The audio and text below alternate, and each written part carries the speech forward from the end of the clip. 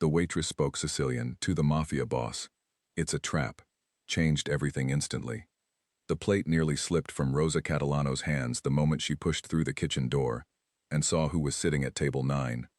Nobody told her. Nobody warned her. That was the thing about table 9.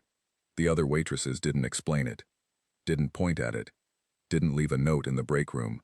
They simply moved around it the way water moves around a stone. Naturally, without thinking, as if avoiding it was something the body knew before the mind caught up. Rosa had been working at Lombardi's for 11 days. She was 23 years old, daughter of Sicilian immigrants, and she needed this job the way people need things when there is no backup plan and no one left to call. She had noticed the pattern around table 9, the careful way the senior waitresses rerouted themselves, the way Carol, who had worked there for 9 years and was afraid of almost nothing, would suddenly remember she had something urgent to do in the supply room whenever that corner booth filled up. Rosa had noticed all of it. She had assumed it was just restaurant politics, a difficult regular, a bad tipper, something small and manageable. She was wrong, in a way that would rearrange the rest of her life. 4 men sat in the corner booth. They wore suits that looked expensive in the way expensive things look, when the person wearing them is not trying to impress anyone. Quietly, firmly, without apology. They sat with their backs to the wall, all 4 of them, which meant they were facing the door, which meant they had chosen this table for that exact reason. The man on the inside left was older than the others, not elderly, somewhere in his late 60s, with silver hair cut close, and a face that had been through weather, and come out the other side with something harder than wrinkles. He had the kind of stillness that is not peace. It is the stillness of a man who has made every decision he needed to make a long time ago and is now simply waiting. Rosa knew none of their names. She would learn later, much later, in newspaper print and courthouse photographs, that the older man was Don Enzo Marchetti, that he had arrived in New York from Palermo in 1951, that his name appeared in federal documents with the kind of frequency that made prosecutors lose sleep, that 3 men who had once sat across from him in rooms smaller than this restaurant had not lived to sit across from anyone again. She did not know any of this on that Tuesday afternoon in October 1987. She knew only that her section was full, that table 9 had just been seated, and that Carol had vanished again. So Rosa picked up her order pad and walked over. The 4 men did not look at her when she approached. This was not rudeness, she realized. It was assessment. They were watching the room, the door, the other tables. She was not a threat, and therefore she was furniture. And furniture does not require acknowledgement. She had grown up watching her father be overlooked in the same way. The immigrant invisibility, he called it. And she had learned early that being invisible had its uses and its injuries depending on the day. She introduced herself, set down the water glasses, mentioned the specials in a voice that was steady because she had trained it to be steady in situations that made her want to disappear. She had been doing this since she was 9 years old, steadying her voice, keeping her face neutral, making herself useful and unobtrusive. It was the kind of skill that looks like composure from the outside, and costs considerably more than it appears. The men ordered. 2 of them spoke to her directly and briefly. One of them did not look up at all. The older man, Don Enzo, said nothing to her. He was speaking to the man on his right, quietly, in a language that Rosa registered before she consciously identified it. Her pen stopped on the pad. It was not Italian. People in this restaurant spoke Italian regularly. The cooks argued in Italian. Some of the older customers ordered in Italian. Rosa understood Italian the way you understand a language you grew up hearing, but were never formally taught. Imperfectly, instinctively, in patches. This was not that. This was Sicilian, not the general Sicilian dialect that tourists sometimes heard and noted as a curiosity. This was something tighter, older, more specific. A way of bending certain vowels, of dropping the ends of words in a particular rhythm, of using phrases that did not exist in standard Italian and had no direct translation and could only be understood if you had heard them in a particular place, at a particular table, from a particular person, who learned them from someone who learned them on a particular hill, outside Palermo. Her father's voice came through the floor.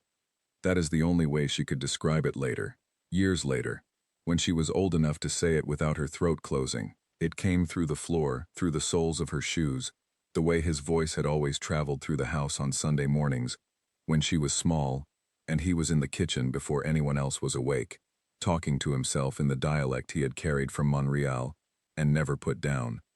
Don Enzo said a phrase, an old one her father used to say at the end of a story, the kind of phrase that means roughly that things are as they are and as they must be. But the version her father used was different, a slight revision. Her grandmother's version, her father always said, because her grandmother had decided the older construction was imprecise and had simply changed it to her satisfaction, and in their household the grandmother's version was the only version. Don Enzo used the older construction, the one her grandmother had retired. Rosa corrected him. She did not plan to. She did not weigh the room, the suits, the 4 pairs of eyes that had been calmly cataloging every exit since they sat down. She simply said the phrase the way her father had taught her, the updated version, in the same dialect, in the same accent, without thinking, the way you catch something that is falling before your brain has finished deciding to move. The table went quiet.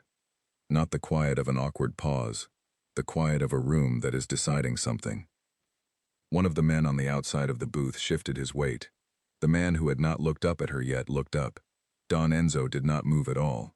He simply stopped speaking mid-sentence and turned his head toward her with a slowness that made the air in the corner of the restaurant feel heavier than it had been a moment before. Rosa became aware of the order pad in her hand, the 4 entrees she had already written down, the pen she was still holding.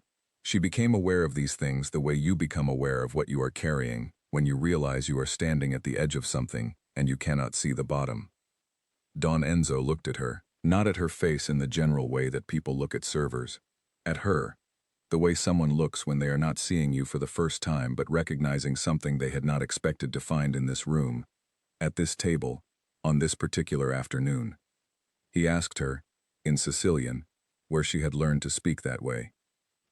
And because she was her father's daughter, and because her father had raised her to answer a direct question with a direct answer, and because the dialect in the old man's mouth had done something to her chest that she was not ready to examine, she told him the truth. Her father, she said, from Montreal. The older man was quiet for a moment that lasted longer than moments usually last. Then he asked, still in Sicilian, still in that particular accent that belonged to a specific hill on a specific island, that neither of them had seen in a very long time, whose daughter are you, exactly? And the restaurant kept going around them. Glasses clinked. The kitchen door swung. Carol reappeared from wherever Carol had been and glanced at table 9, and then looked away very quickly. The lunch crowd murmured and moved, and existed entirely outside the pocket of stillness that had formed in the corner booth. Rosa told him her name. She watched it land on his face the way her father used to watch things land, reading the small shifts, the adjustments, the thing that happens in a person's eyes when information arrives and rearranges something behind them. Don Enzo's eyes did that. He looked at her for another moment. Then he picked up his water glass and drank from it slowly, and set it back down with the precise care of a man who is very rarely careless about anything. He did not say more. He turned back to the man on his right and resumed speaking, in Sicilian, as if the conversation with Rosa had not happened, and also as if it had happened in a way that was now filed somewhere important. Rosa walked back to the kitchen on legs that functioned correctly, but felt like they belonged to someone she had not met yet. She stood at the pass-through window and stared at the ticket she had written, and did not immediately understand why her handwriting looked different from usual, slightly uneven, the letters leaning in a direction they did not normally lean. Carol appeared beside her, did not ask anything, just looked at Rosa's face, and then looked at her order ticket, and took a long breath and said, very quietly, that table 9 always tips in cash, and the kitchen knows to prioritize their food without being asked. Rosa nodded. She went back out. She refilled the water glasses. She brought the bread. She did her job with the professional neutrality she had learned from her father, who had worked in kitchens and construction sites and once, briefly, as a translator for a shipping company, always with the same quiet competence, always with the same posture that said he was here to work and not to be noticed, and that this was not humiliation but strategy. But her hands, when she set down the bread basket at table 9, were not entirely steady. And Don Enzo, without looking up, without breaking the conversation he was having, moved the bread basket slightly to the left so it was more centered on the table. It was a small gesture, almost nothing, the gesture of a man who straightens things because he cannot help it, who imposes a small order on whatever space he inhabits. Rosa noticed it. She noticed it, and she did not know what to do with what it meant that she noticed it. So she did what her father had always done with things that could not be immediately understood. She put it away. Somewhere quiet. Somewhere she could find it later. She walked back to the kitchen. The lunch service continued. Table 9 ate without incident, without raised voices, without anything that would have drawn the eye of anyone passing on the street outside the window. 4 men in good suits, eating well, speaking quietly, occupying a corner of a New York City restaurant, as if they had always been there, and always would be. And somewhere in the middle of that ordinary meal, something had shifted in a way that Rosa could not name, and could not undo, and was not yet sure she wanted to. Rosa carried their plates out in 2 trips. She had learned not to overload her arms the way some of the newer waitresses did, trying to look efficient, and managing instead to look desperate. Her father had told her once that the most competent people in any room are usually the ones moving slowest, with the least visible effort, and she had absorbed this, the way she absorbed most of his lessons, slowly, without fully understanding it at the time, and then suddenly, completely, usually in the middle of doing something else. She set the plates down without asking who had ordered what. She already knew.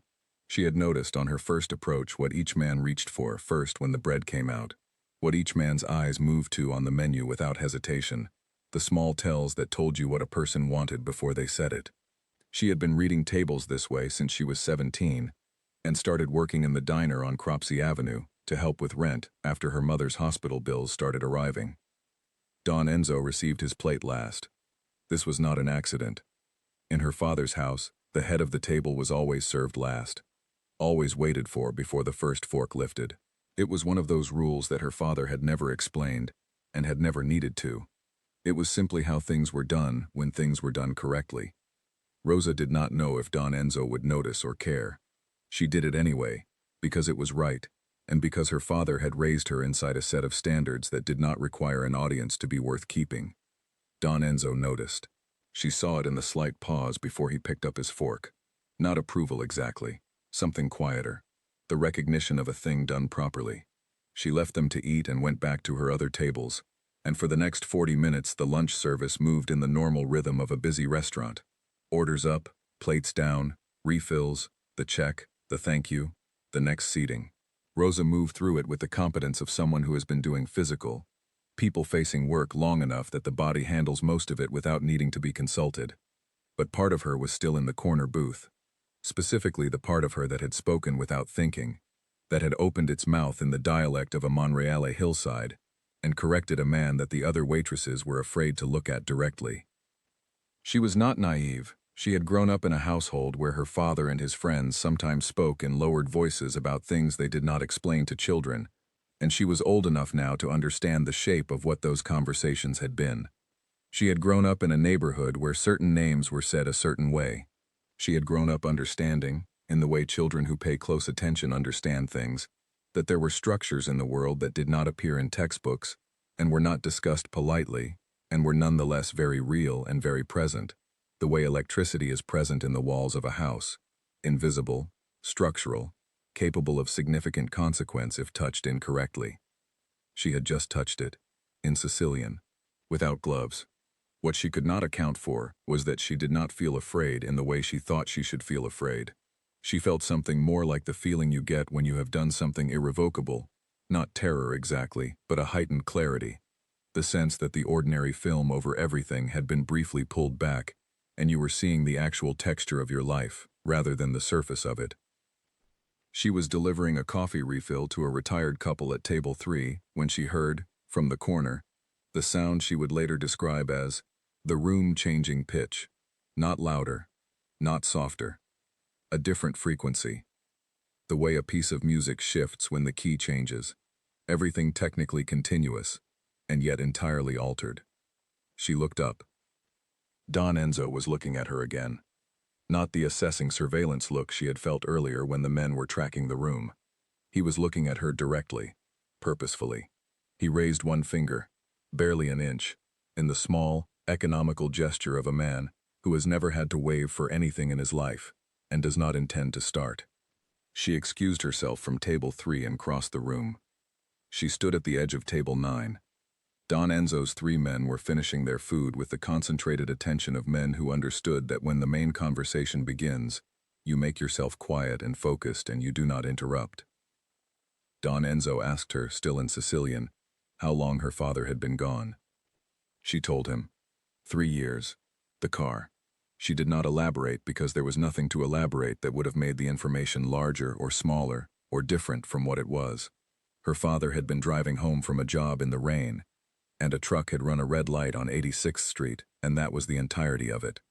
3 years ago. The car. That was the sentence. She had learned to say it that way because the full version, the hospital, the waiting, the particular quality of fluorescent light in a trauma ward at 2 in the morning, did not belong in a restaurant on a Tuesday, and probably did not belong anywhere except inside her, where she kept it. Don Enzo was quiet for a moment. Around them, Lombardi's continued being a restaurant. Dishes clattered somewhere in the kitchen. Someone laughed at a table near the window. He said her father was an honest man. He said it simply, in the dialect, using a construction that Rosa recognized as very old and very specific, the way you speak of someone whose character has been tested and confirmed, not as a compliment offered casually, but as a recorded fact. In the Sicilian, her grandmother had taught her father, and her father had taught her. There were words for honesty that meant more than the absence of lying.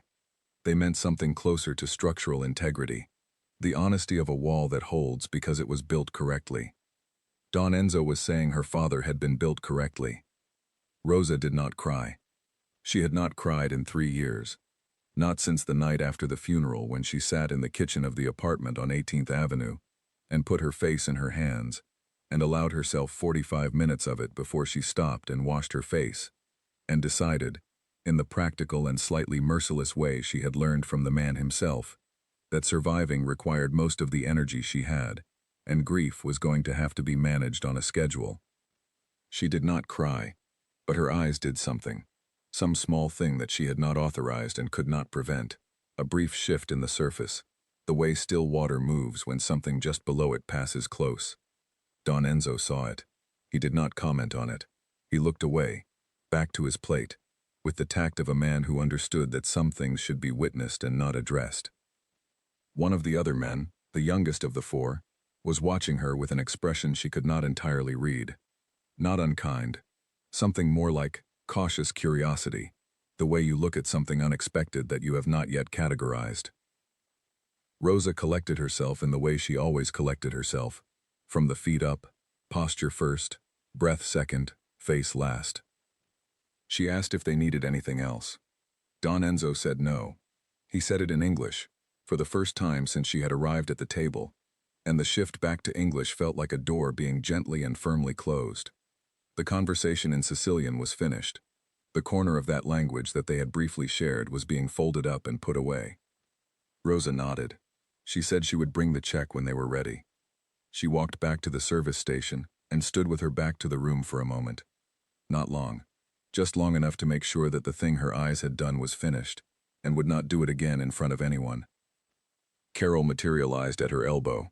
Carol had a gift for appearing exactly when she was not needed, and also, occasionally, exactly when she was.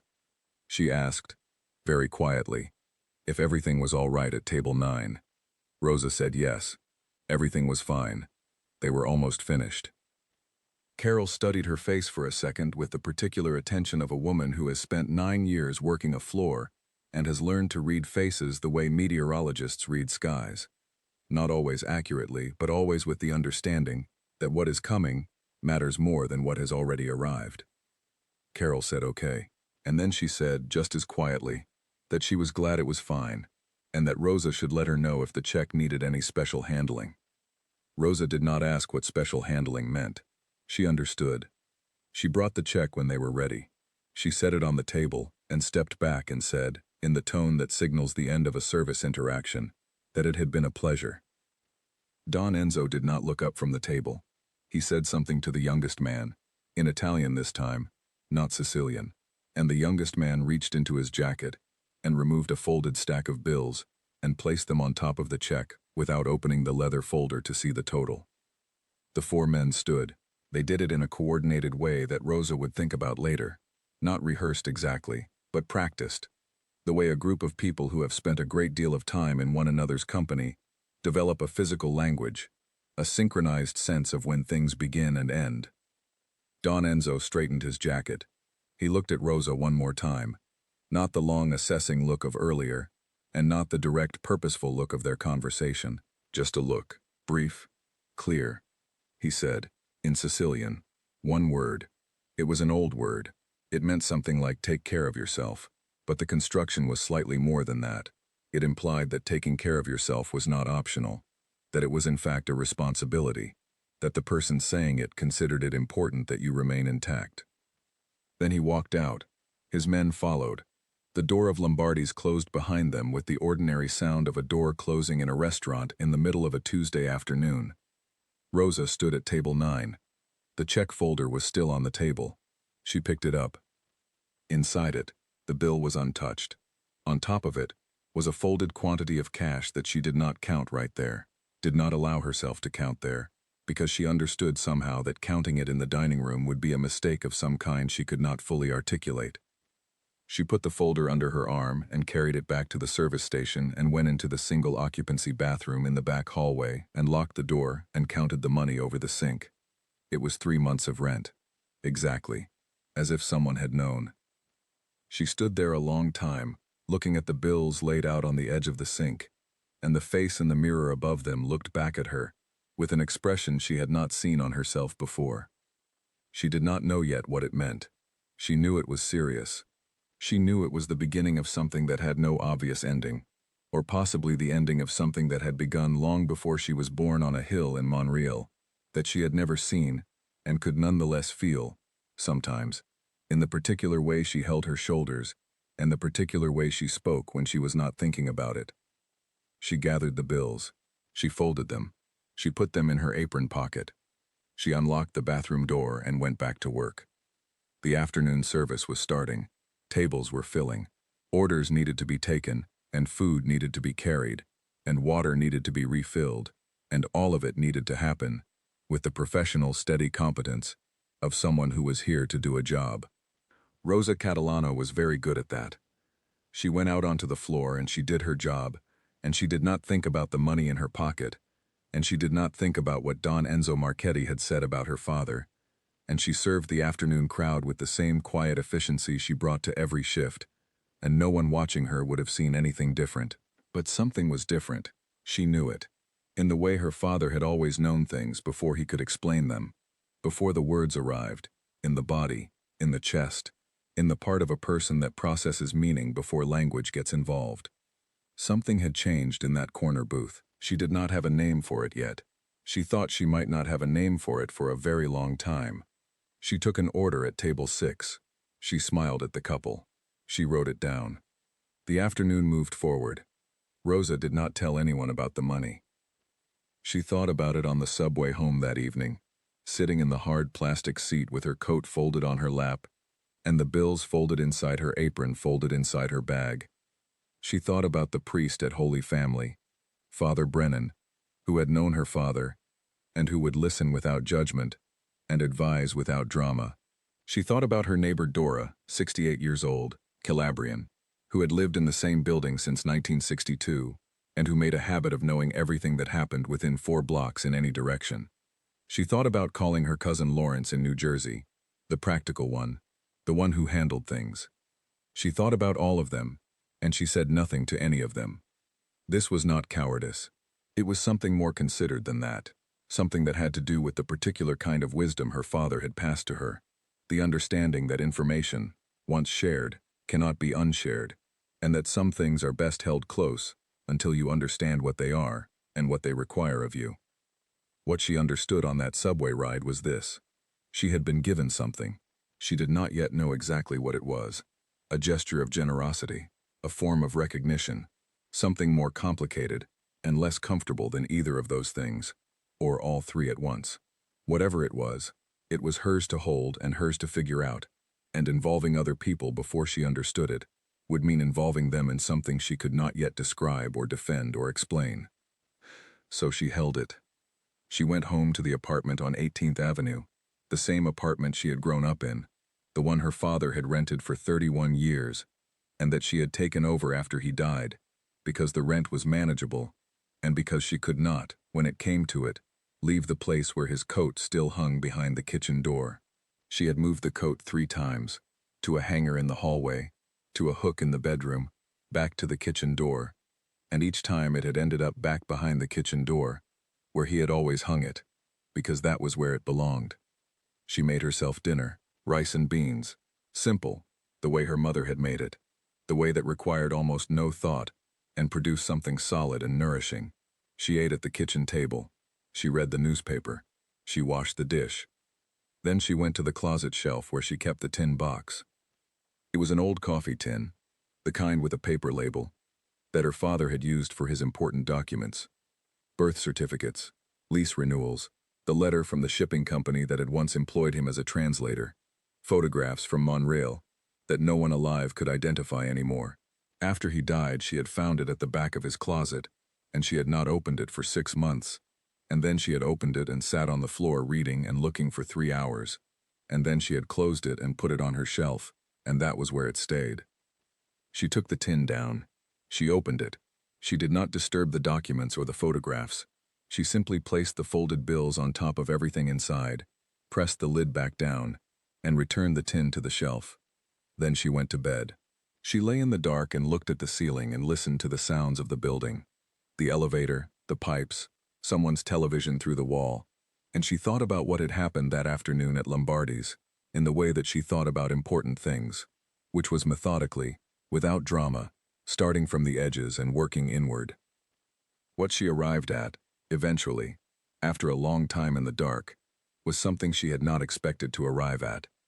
She was not afraid. She thought she should be afraid. By any rational accounting of the afternoon, fear was the appropriate response. She had spoken, uninvited, to a man whose proximity to federal criminal investigations she would read about years later in considerable detail. She had accepted money from him, from his table, more money than she could explain away as a generous tip.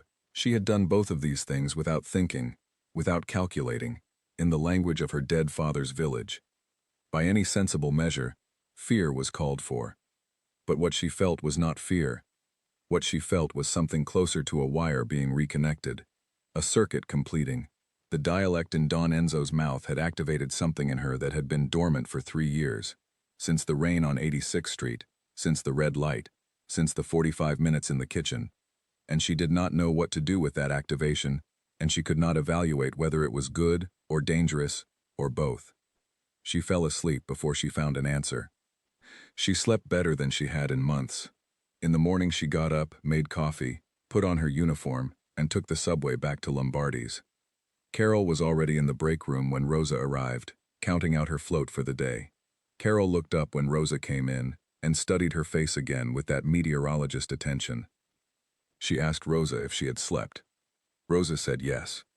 Carol nodded slowly. She went back to counting her float. After a moment she said, without looking up, that in 9 years of working at Lombardi's, she had seen Table 9 affect people in a lot of different ways.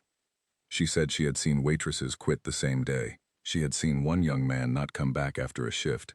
She had seen experienced servers spill things they had never spilled, forget orders they could have recited in their sleep.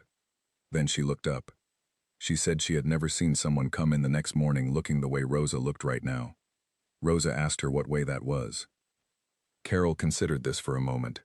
Then she said she wasn't sure she had the word for it. Settled, maybe. Like something that had been unbalanced had been put level. Rosa said nothing. She put her bag in her locker. She took out her order pad and her pen. She went out onto the floor. Table 9 was empty that day, and the day after, and for many days following. Lombardi's continued as restaurants do.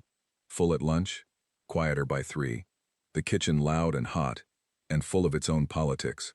The floor staff navigating the endless small dramas of tips and sections and difficult customers, and the occasional genuine human moment that makes the work feel like something other than work. Rosa was good at this job. She had always been good at work that required attention and physicality and the management of other people's needs. She was not loud about her competence. She did not perform it.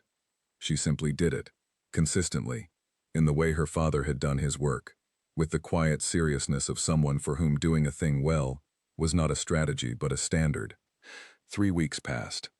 Then 4. She had stopped thinking about the tin box every day.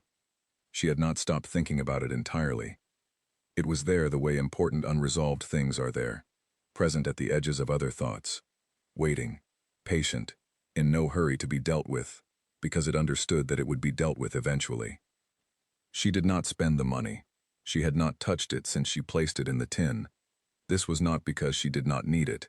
She did need it, in the quiet, ongoing way of someone who is always 1 or 2 bad months away from a situation she would rather not be in. It was because she did not yet know what the money was, and she had been raised to know what something is before you use it. On a Thursday in the 3rd week of November, she came home from a double shift, climbed the stairs, put her key in the lock, and found a small package on her doormat. No label, no name, no postage. Delivered by hand, which meant someone had come into the building and climbed the stairs and placed it there deliberately. She stood in the hallway for a long time, her key still in her hand, her coat still on, looking at the package. It was the size of a small book, wrapped in plain brown paper, nothing written on it anywhere. She picked it up. It was light. She carried it inside, set it on the kitchen table, took off her coat, made herself a glass of water, and drank half of it standing at the sink. Then she sat down and opened it. Inside was a small book, old, leather cover, darkened by years of handling. She opened it and understood immediately what she was looking at. A handwritten book of recipes, in Sicilian, in handwriting that was not modern. The ink was faded to the soft brown of old documents. The pages had the particular texture of paper that had been turned and turned again over a very long time. And on the inside front cover, in fresher ink, in a handwriting she did not recognize, were 2 words. Her father's name.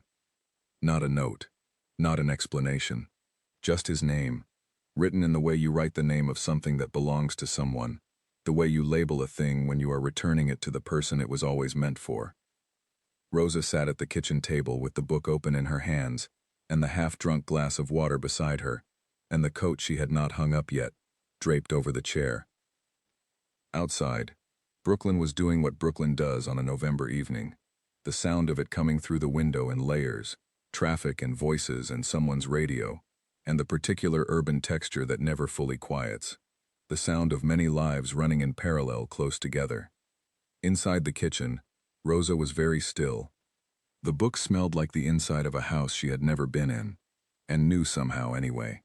It smelled like the thing her father had brought with him when he left Montreal at 19 years old, with a single bag, and a plan, and a stubbornness that she had inherited in full.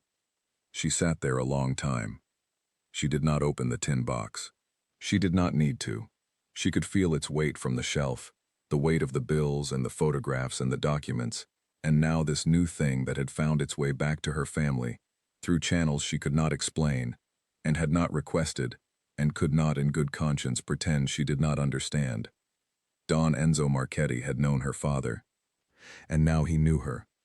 And somewhere in the space between those 2 facts was a territory that had no clear map and no posted rules, and that she was standing at the edge of, on a Thursday night in November, with a leather book of old recipes in her hands, and the smell of another century in her nose. She was 23 years old. She was the last of her family in this country. She was standing in her kitchen in Brooklyn with a coat she had not hung up, and a glass of water she had not finished. She turned the page of the book. The first recipe was for a bread. A specific bread, from a specific part of the island. One she had never made but had eaten once, at a feast day celebration when she was 7 years old, and had thought about ever since in the vague way you think about something that reached inside you before you were old enough to name what it touched. She read the recipe through to the end. Then she went to the pantry, and checked what she had. She was going to make the bread. Tonight. At 10 o'clock on a Thursday evening after a double shift, she was going to make bread from a handwritten recipe in an old book that had appeared on her doorstep, because it was the only response she had that felt proportionate to what had happened to her in the last month, because her hands needed something to do that was real and physical and ancient and hers, and because her father had always said that when you do not know what a thing means, you make something with your hands until the meaning arrives. She put on her apron. She began. The bread came out wrong the first time. Not badly wrong. It was edible, it smelled right, it had the correct color on the crust, but the interior was too dense, and the shape was off, and Rosa knew, the way she knew most things about food, that it was not what the recipe was asking for. She had read it too fast. She had interpreted a word in the old Sicilian in the way she would have interpreted it in her father's dialect, and discovered that the word had a slightly different meaning in the handwriting in this book, a shift of perhaps a generation, or a geography, that changed the proportion of liquid to flour in a way that mattered. She made it again the following Sunday. This time she read the recipe 3 times before she started. She measured differently. She worked the dough longer than felt natural, trusting the instruction rather than her instinct, and the result was better. The interior was open and soft in the right way. The crust had the texture that the recipe seemed to be describing, that particular resistance before the give. She stood at the kitchen counter and ate a piece of it plain, without anything on it, the way you taste something when you want to understand what it actually is. She thought about Don Enzo. She did this often now, and she did it in the way she thought about most complicated things, not with alarm, not with sentiment, but with a kind of steady attention that was trying to see the shape of something clearly. He had known her father. He had identified her in the space of a few Sicilian words, the way certain animals identify their own by scent, by some signal that is not visible but is absolutely real. He had sent the recipe book. He had done all of this quietly, through gesture and object rather than through words, through the language of her father's people, rather than the language of the city they both lived in now. She was not romantic about what he was. She had grown up in a neighborhood where she had seen, at the edges of things, the results of what men like Don Enzo were responsible for. She had seen the fear in the way people talked around certain names, the particular silence that was not peace, but the absence of safety. She was not naive about the structure he belonged to, or the things that structure required. But she was also honest enough to hold 2 things at once, the way the Sicilian language held 2 things in words that meant more than one thing. He had been kind to her, in a way that was specific and considered and rooted in something real, her father's name, her father's dialect, the thread of where they both came from and what that origin meant to people who carried it. That kindness did not cancel what else he was. It existed alongside it, uncomfortably, the way most true things are uncomfortable. She went back to work. She went back to Lombardi's and her section and her tables and the careful daily competence of her life. Table 9 remained empty most days. Occasionally it filled with customers who had no idea of its history, and ate their meals without incident, and left normal tips, and Rosa served them with the same professionalism she brought to every table. She kept the recipe book on the kitchen shelf, next to the tin box.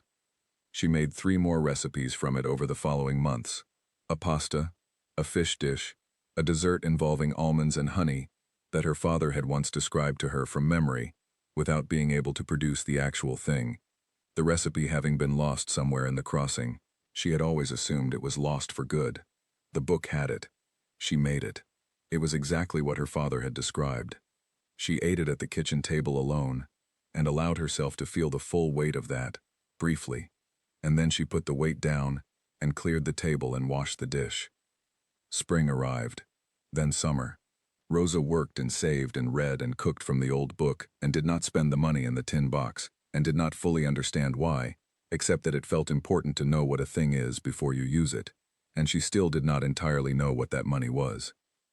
In July, a man came into Lombardi's who she had not seen before. He was not one of the 4 from Don Enzo's table.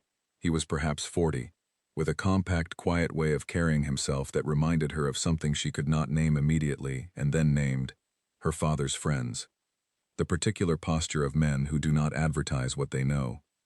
He sat at table 9, Carol, who had been watching the door, appeared at Rosa's elbow. "He's asking for you specifically," Carol said. She said it without inflection, which was the most serious way Carol said anything. Rosa straightened her apron. She picked up her order pad. She walked to table 9. The man greeted her in English. He ordered coffee. He was polite. When she brought the coffee, he put both hands on the table, around the cup, and looked at her with a directness that was not aggressive but was not casual either. He said that Don Enzo Marchetti sent his regards.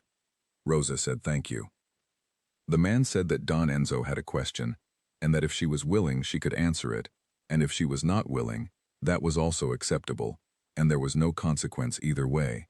And he said this in a tone that suggested he was aware that saying there was no consequence was not the same as there being no consequence, and that she was intelligent enough to know that, and that he respected the gap between those two things.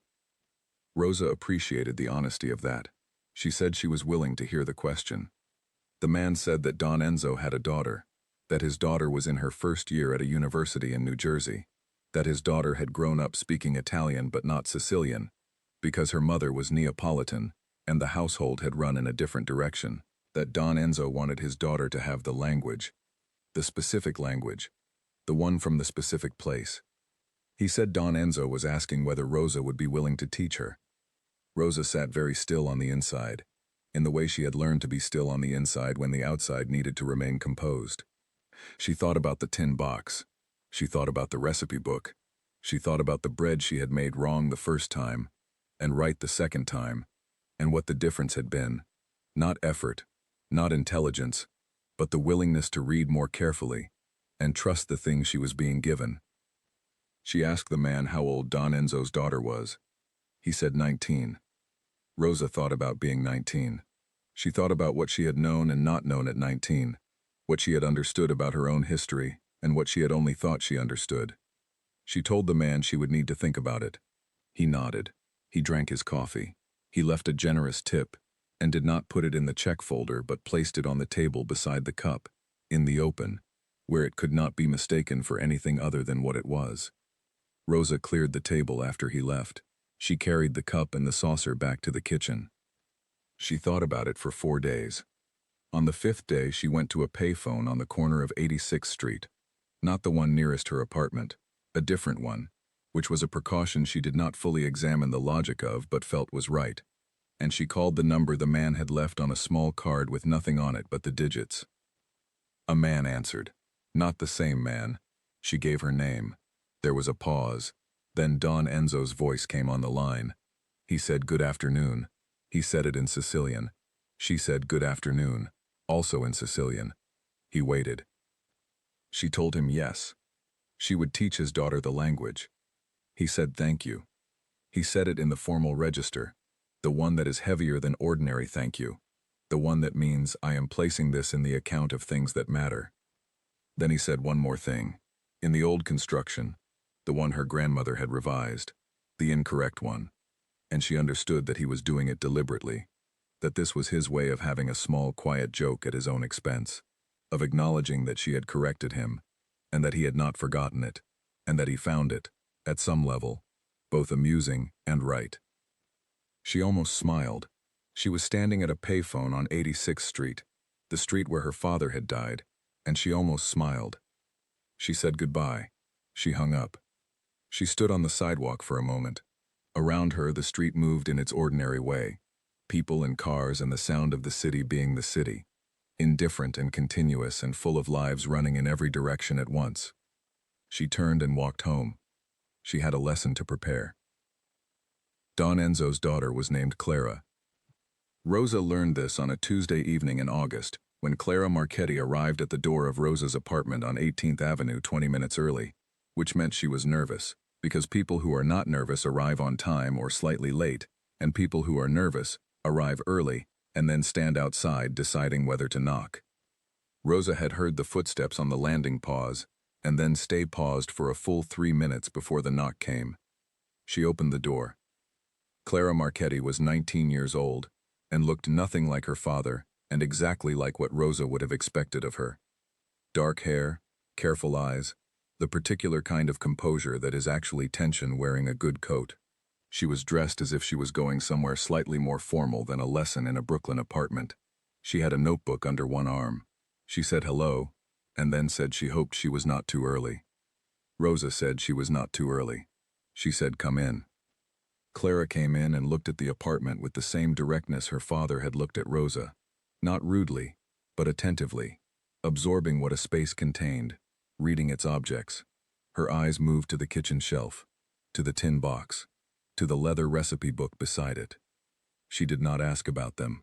She sat down at the kitchen table where Rosa had set 2 cups of coffee and a small plate of the almond dessert from the old recipe, and she put her notebook on the table in front of her, and she looked at Rosa and waited. Rosa looked back at her. She thought about where to start. The beginning, in language, is never the grammar. Her father had told her this. You start with what the language is for, what it carries, why it matters that this specific collection of sounds and constructions survived when so many things did not survive. You start with the weight of it, then you start the words. She told Clara that Sicilian was not Italian with an accent. She said this in Italian, and then said it again in Sicilian so Clara could hear the difference in the shape of the words, the way certain letters softened, or hardened, or disappeared entirely, the way the rhythm moved in a different direction from Italian, slightly syncopated, with pauses in different places. Clara listened with the focused attention of someone who had been raised to pay attention, and had also, on her own, developed a genuine appetite for it. She wrote things down in her notebook in a handwriting that was small and precise. She asked questions that were good questions, the kind that showed she was not collecting facts but trying to understand structure, the why behind the what. Rosa had not taught anyone anything formally before. She discovered, in those first 2 hours at the kitchen table, that she had absorbed more from her father than she had known. The teaching pulled it up. Specific words, specific constructions, the stories behind certain phrases, the history folded into the language like seasoning into dough, present in every word without being visible until you looked closely. Clara was quick. She made mistakes without embarrassment, which Rosa recognized as a form of courage. She laughed once, at herself, when she mangled a phrase so thoroughly that even she could hear it was wrong, and the laugh was honest and unguarded, and made her look much younger than the composed 19-year-old who had arrived at the door. 2 hours passed, without either of them remarking on the time. When Clara finally looked at her watch, she made a small sound of surprise, and gathered her notebook and stood up. She thanked Rosa. She said it in Italian first, and then, carefully, in Sicilian, the formal register, the one that means more than ordinary thank you. Rosa told her she had done it correctly. Clara's face did something small and pleased that she then very deliberately composed back into the careful look she had arrived with. But Rosa had seen it. The genuine thing underneath the composure, the thing that was still young enough to show itself when it was not expecting to be observed. She walked Clara to the door. On the landing, before she went down the stairs, Clara paused and turned back. She said her father had told her that Rosa's father had been a good man. She said it simply, without ceremony, the way you say a thing that has been told to you as fact. Rosa stood in the doorway. She said her father had been a very good man. She said it in Sicilian, without thinking, using the same construction Don Enzo had used that afternoon at Lombardi's, the construction that meant structural integrity, honesty that holds because it was built correctly. Clara nodded. She went down the stairs. Rosa stood in the doorway until she heard the front door of the building close. Then she went back inside. She cleared the cups and the plate. She put the kettle on for more coffee even though it was late, and she had work in the morning, because her hands needed to do something, and the kitchen was where she thought best. She stood at the stove and thought about the shape of the last year of her life. She thought about how it had begun, a shift she had not chosen, a table she had not wanted, a dialect that had come up out of her without permission. She thought about the silence at table 9 after she spoke. She thought about the tin box and the recipe book and the payphone on 86th Street. She thought about Clara Marchetti arriving early and standing outside the door deciding whether to knock. She thought about her father. He had been 22 years old when he left Montreal. She was 23 now. He had arrived in this country with a language that no one around him spoke, and a set of standards that the city had no particular interest in accommodating, and a stubbornness that she had inherited in full. He had built a life. It was a quiet life and a small life by certain measures, and it had ended on a rainy evening on 86th Street, in a way that was not proportionate to the life he had lived. But then proportionate was not a promise anyone had made to anyone. What he had left her was not money, though she understood now that there were people who had known him, who would have made sure she was all right if she had needed it, in ways she would not have known how to ask for. What he had left her was the language and the standards and the stubbornness, and the small, precise knowledge of how to read a room, and how to do a job well, and how to hold complicated things without dropping them. She was holding several complicated things right now. She was not dropping any of them. The kettle boiled. She made the coffee. She sat at the kitchen table where Clara had sat, and she put her hands around the cup, and she let herself, for once, feel the full weight of all of it, the grief, and the strangeness, and the unexpected continuation that her life had taken, the way the dialect had reached through the ordinary surface of a Tuesday afternoon, and pulled her into a story that was older than she was, that had roots she had not planted, and could not fully trace, but was standing in nonetheless. She sat with it for a while, not trying to resolve it, not trying to name it or categorize it or decide what it meant, just sitting with it, the way you sit with something that is yours and large and real. Then she finished her coffee. She rinsed the cup. She turned off the kitchen light. She went to bed. Rosa taught Clara for 11 months. Every Tuesday evening, Clara came to the apartment on 18th Avenue, 20 minutes early without exception, and sat at the kitchen table with her notebook. And Rosa taught her the language her grandfather had spoken on a hill in Palermo, and her father had carried across an ocean, and kept in a sealed room of himself that he had not opened for his children. Clara was the reason he wanted her to have it. Rosa understood this without it being explained. She understood it in the way the language itself worked, through implication, through what was left out, through the space around the thing being said. Don Enzo was old enough to know that what is not passed down is lost, and what is lost cannot be recovered from newspapers or from courthouse documents, or from federal records of any kind. The language was the thing that was actually him. The only thing he could give his daughter that had no transaction in it, no cost, no consequence. Just the words, just the sounds of where he came from and who he had been before he became what he had become. Clara arrived at the lessons with questions she had written down during the week, specific words, phrases she had found in old letters her father had shown her, constructions that did not translate and that she wanted to understand. She worked the way Rosa worked, methodically, without drama, with the steady application of someone who is not performing diligence but actually has it. By November she could carry on a basic conversation. By January it was better than basic. By March she was making the kinds of mistakes that mean you are thinking in the language rather than translating through it. Mistakes of grammar rather than vocabulary. The higher level errors of someone who has gone deep enough to get to the level where new errors are possible. Rosa told her this. She said these were good mistakes. Clara looked at her with a complicated expression and said she wasn't sure she had ever heard mistakes described as good before. Rosa said her father had described them that way. She said he used to tell her that the mistakes that mean you are getting somewhere are different from the mistakes that mean you are lost, and that knowing the difference was itself a kind of intelligence. Clara wrote this down in her notebook. Not the language lesson, the thing Rosa said. She wrote it down in the small, precise handwriting that Rosa had come to know well over 11 months of kitchen table evenings. Rosa saw her write it. She did not comment on it, but she felt something. Not pride exactly, not sentiment exactly. Something that had the quality of both without being reducible to either.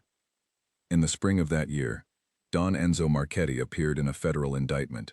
Rosa read about it in the paper the same way she read everything in the paper, at the kitchen table, with coffee, carefully, the way her father had taught her to read the news, not as a story being told to her, but as a set of facts she was responsible for evaluating on her own.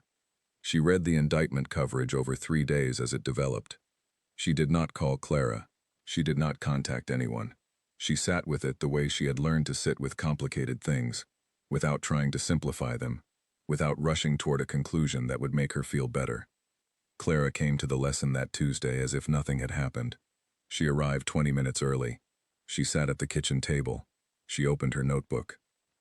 They worked for 2 hours on a set of old songs, not teaching music, but using the songs as a way into old constructions, the grammar of a previous generation that did not appear in everyday speech, but was preserved in the words people had put to music, because music holds things that conversation loses.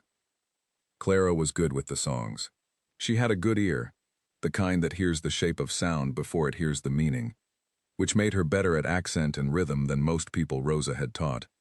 Than the only person Rosa had taught, technically, though she was discovering as she did it, that she had a natural facility for this kind of transmission, for the passing of something from one person to another, without losing what made it real. At the end of the lesson, Clara closed her notebook. She looked at the kitchen shelf, the way she sometimes did, at the tin box, at the recipe book, the objects she had never asked about and Rosa had never explained. She asked, finally, what was in the tin box. Rosa considered this for a moment. She said it was her father's things, documents, letters, photographs from a place neither of them had ever been. Clara said she had never been to Sicily. Rosa said she hadn't either. They sat with that for a moment. Two women at a kitchen table in Brooklyn, both of them carrying a place they had never stood in, both of them fluent in the weight of it in ways they had not chosen. Clara said her father talked about it sometimes. She said he described it the way people describe places they have decided to remember as beautiful, because the complicated version is too much to carry. Rosa said her father had done the same thing.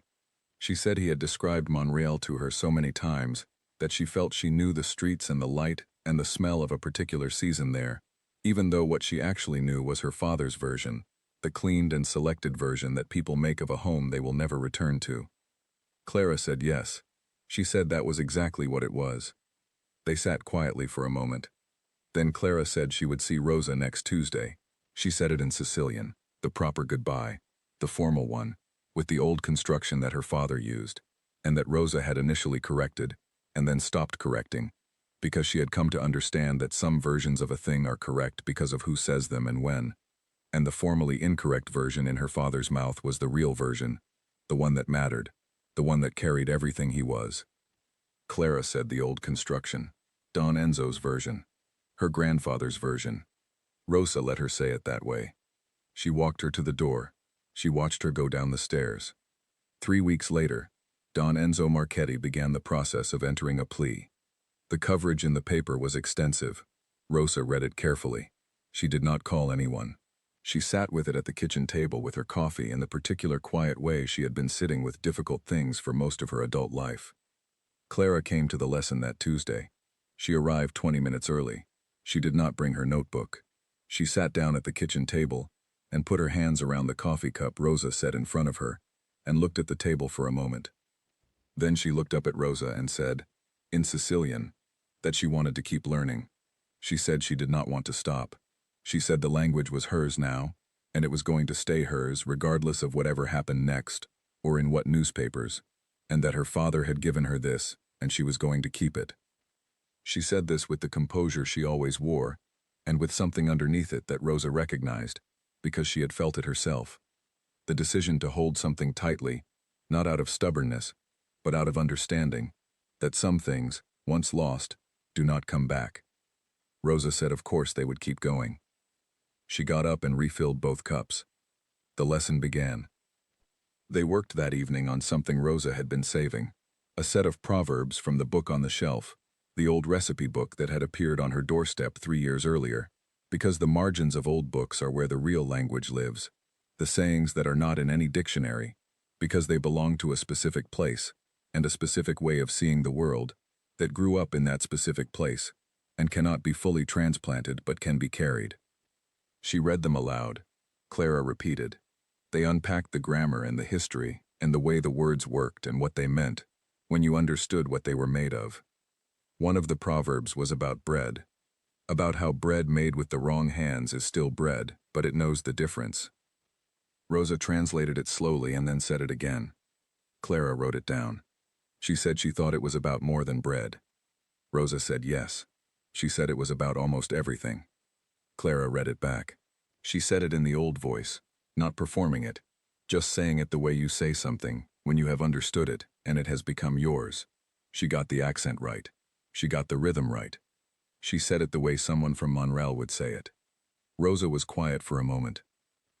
She looked at the girl sitting across her kitchen table with a coffee cup and a notebook and a language that had traveled very far to reach her in this room on this evening. She thought about her father in the kitchen on Sunday mornings, talking to himself in the dialect before anyone else was awake. She thought about Table 9. She thought about the silence that followed 6 words in a restaurant in 1987, and everything that silence had set in motion without announcing itself, without warning, without any signal that something was beginning. She thought about the bread she had made wrong the first time, and right the second time. She thought about what the difference had been. She looked at Clara.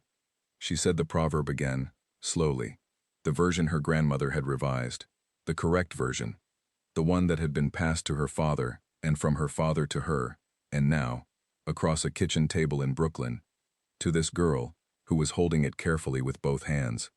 Clara said it back. She said it perfectly. And in the kitchen on 18th Avenue, with the coffee going cold in the cups and the recipe book on the shelf, and the tin box beside it holding its particular weight of years and names and things that could not be unremembered, something was completed that had begun a long time ago, on a hill that neither of them had ever stood on and would carry, both of them, for the rest of their lives. Rosa got up and refilled the cups. The lesson continued.